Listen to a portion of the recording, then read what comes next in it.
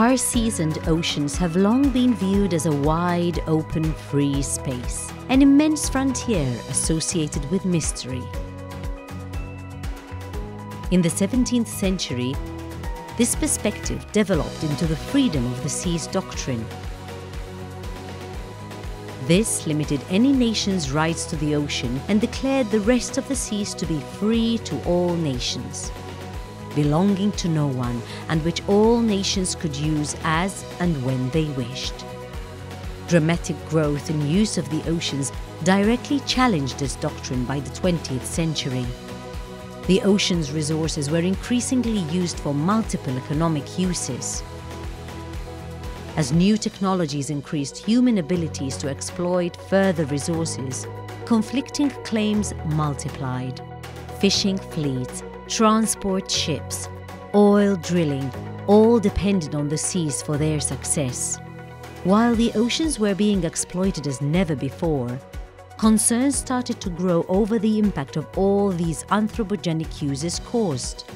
Potato-shaped nodules, found almost a century earlier and lying on the seabed in deep waters, were attracting increased interest because of their valuable metal content. Large fishing vessels were roaming the open oceans with fish stocks starting to show signs of depletion.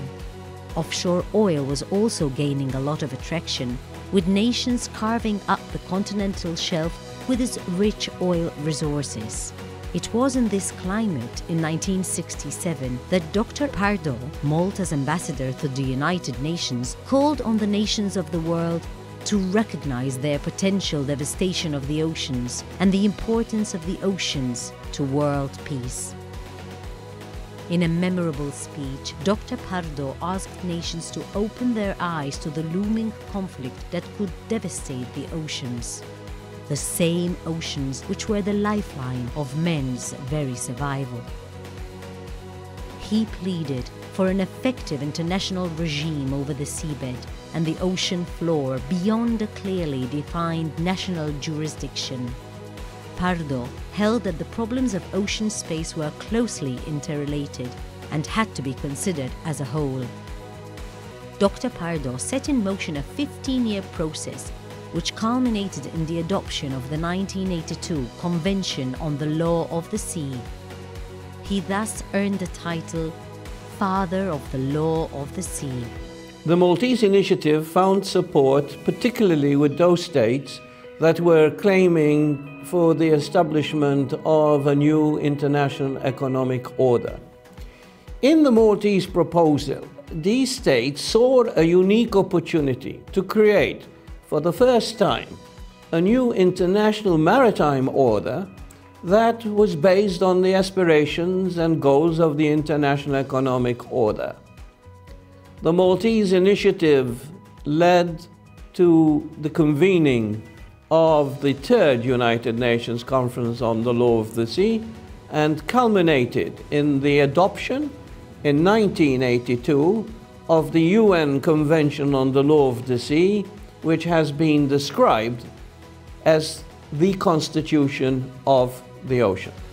Malta has always been at the forefront of maritime and marine-related issues.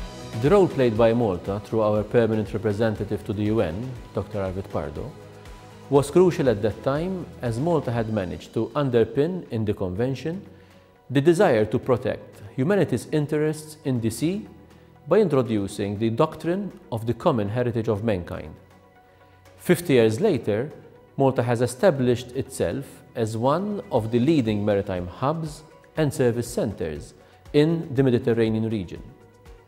The Malta flag has become a reputable and internationally recognized ship register, now the largest in Europe and one of the largest in the world. It is an honor for Malta to have the first Maltese national, Professor David Attard, judge and the Vice President of the Tribunal of the Law of the Sea. Malta also proudly hosts the Regional Marine Pollution Emergency Response Center for the Mediterranean Sea, established under the Mediterranean Action Plan of the United Nations Environment Programme. It is also in the same spirit that Malta will continue contributing towards the good governance of the oceans having hosted the Our Ocean 2017 conference in Malta in October. Furthermore, as announced during the 72nd General Assembly, Malta is currently working on trying to achieve a more holistic approach to ocean governance, such that all maritime issues and threats can be tackled under one roof. It is, therefore, in my view, quite urgent and imperative that the international community develops new legal prescriptions to deal with the problems facing the oceans as a whole. We need to develop new regimes that deal with the contemporary problems in order to ensure an effective and sustainable global ocean governance. It is, of course, important that once we adopt these rules, that governments enforce them. Here, there is a problem of lack of expertise. In fact, this is why, in 1988, the government of Malta, together with the IMO, the International Maritime Organization, established IMLI, the International Maritime Law Institute, based on the campus of the University of Malta. This institute provides comprehensive training, and since 1988, over 139 governments have sent some 800 lawyers to train at IMLI. It is hoped that this unique network of legal experts will assist governments in the implementation of the new global ocean governance regime. The doctrine of human heritage of mankind underpinned at a political level the idea of sharing our common goods. Its concept, in fact, did not stop at the Convention on the Law of the Sea, but branched out and touched upon all issues concerning our common environment, including outer space. It is, in fact, a doctrine that should be considered wherever the common goods of our world are put under discussion. I believe it is now time for us to consider how the contemporary problems facing the oceans are to be dealt with. The 1982 Convention has served humanity well and continues to play a very fundamental role.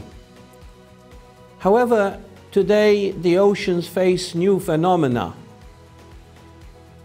To give some examples, climate change, which in fact was first brought to the attention of the General Assembly by the government of Malta in 1988. Sea level rise, ocean warming, acidification of the oceans. These are all problems that are threatening the stability of the international legal maritime regime. We also have new human problems, mass migration at sea. And therefore, it seems to me that it is now necessary to address these problems as a whole within the context of the law of the sea. Sea level rise has been the predominant effect of climate change, perhaps being portrayed in studies. However, there are many other effects that climate change will be having on ocean life, particularly, for instance, acidification, which is a reality that we are discovering more and more nowadays, even with the bleaching of corals, as well as the effects, the very negative effects on shellfish. Apart from that, the warming of the oceans will also cause the possible release of methane hydrates, which again generates a higher temperature in the oceans and in the atmosphere. An island state in the center of the Mediterranean, Malta has always been at the forefront of maritime and marine-related issues. Throughout the historical trajectory, Malta has actively contributed to the international efforts towards the conservation and sustainable use of our seas and oceans. The world today is very different to how it was 50 years ago. Much has changed, but at the same time, so much more needs to be done, in particular at global level.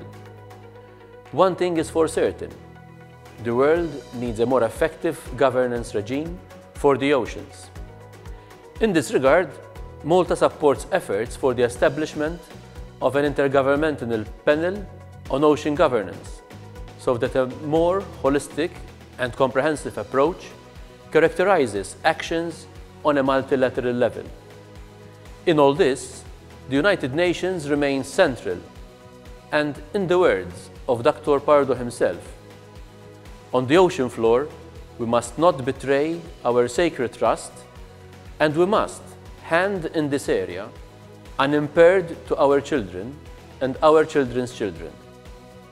Let us make it happen.